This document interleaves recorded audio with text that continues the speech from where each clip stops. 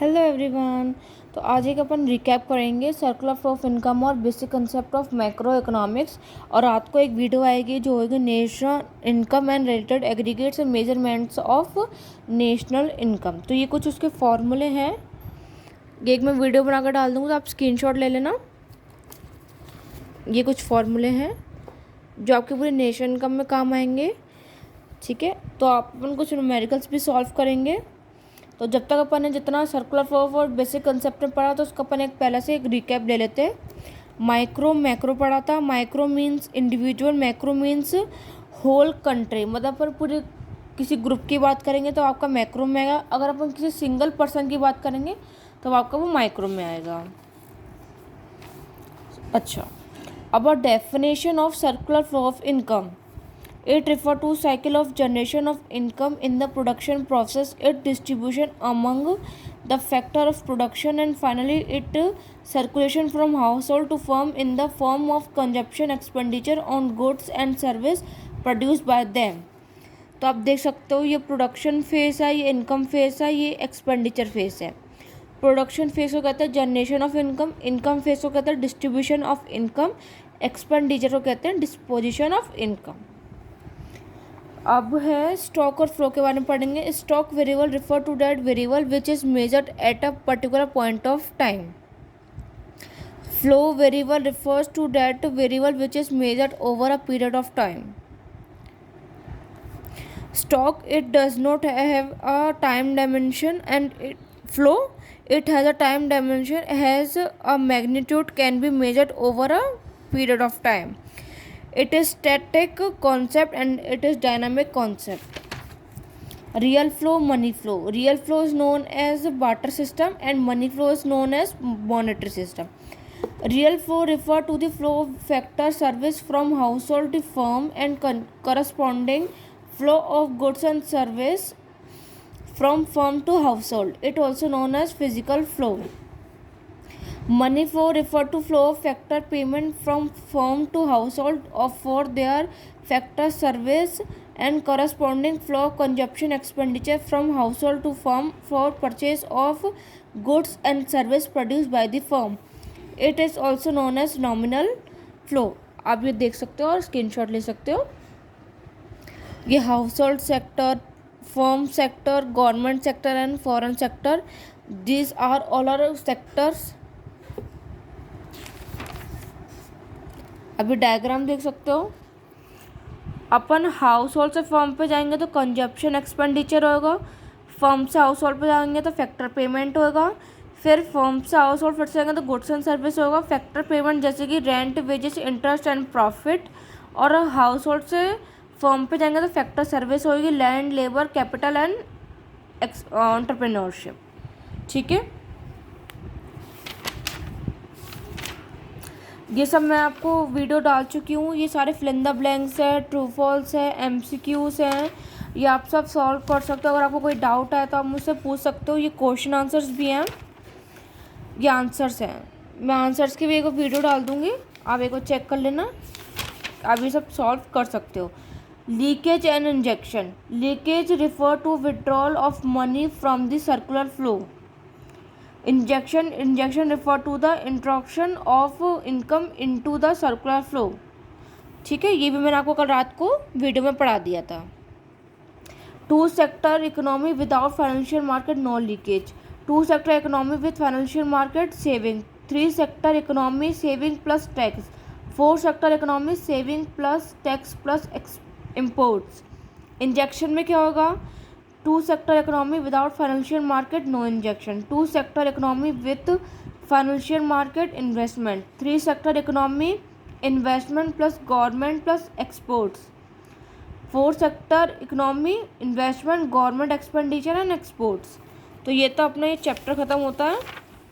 अब basic concepts of macro economics, तो सबसे पहले पढ़ेंगे classification of goods. There are four types of goods. ठीक है, इसको मैं बंद कर देती हूँ या फिर खुले रहने दीजिए। फोर टाइप्स ऑफ गुड्स है, final goods and intermediate good, consumption good and capital goods. अब final goods are those good which are ready to use and ready to sell and which are outside the boundary line of production. मतलब जो कोई product ready होना था वो ready हो चुका है, तो उसको अपन रेडी टू सेल, मतलब उसको अपन बेच भी सकते हैं, उसको अपन यूज़ भी कर सकते हैं। बट इंटरमीडिएट गुड्स क्या होते हैं? Intermediate goods are those good which are not ready to sell and not ready to use, which are inside the production line of boundary. Means मतलब अभी वो प्रोडक्ट अपना रेडी नहीं हुआ है, तो अभी रेडी टू सेल भी नहीं है, ना ही उसको रेडी टू यूज़ है, अभी अंदर है फैक्ट्री में, तो अभी बन रहा है वो product. Consumption goods, consumption goods are those good which satisfy human wants directly. मतलब for example ice cream and milk used by the household. Category of को consumer consumption goods: durable, semi durable, perishable and service.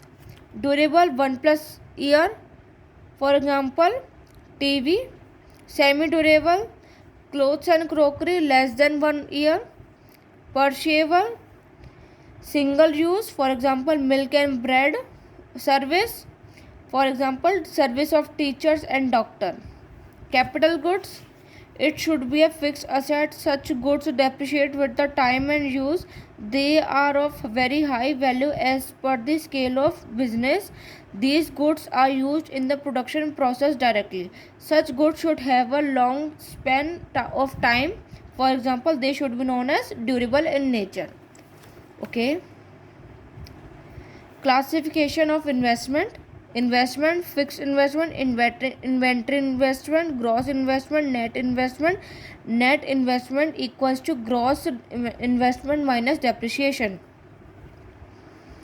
Concept of depreciation: depreciation it refers to fall in the value of fixed asset due to normal wear tear, passage of time.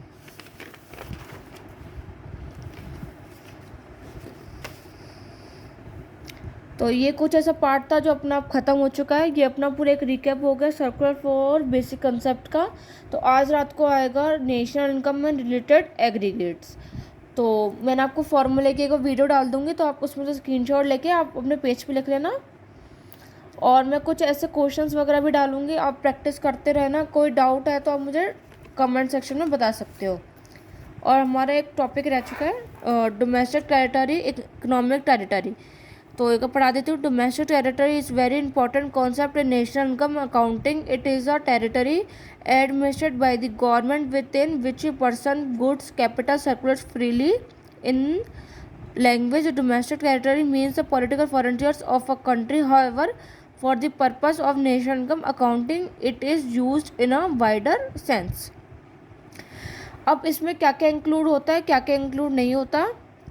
Ships, aircraft owned and operated by normal residents between 2 or more countries. Fishing vessels, oil and natural gases. Embassies, consulates and military establishment of a country located abroad.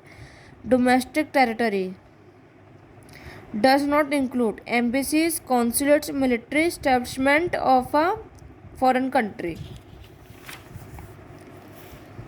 ये citizenship है, ये residentship है और normal resident. Normal resident of a country refer to an individual और an institution who ordinary resides in the country and who center of economy interest also lie in that country.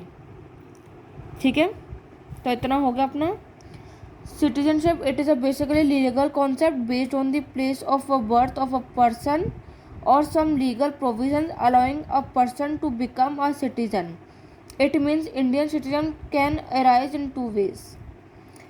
Residentship, it is an economic concept based on the base economic activity performed by a person. तो मैंने आपको final goods, intermediate goods बता दिया। Factor income and transfer income. Factor income refer to income received by factors of production from factor service in the production process, for example rent, wages, interest, profit.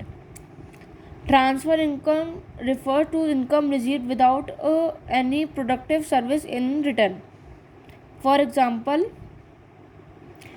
scholarship, unemployment, pocket money.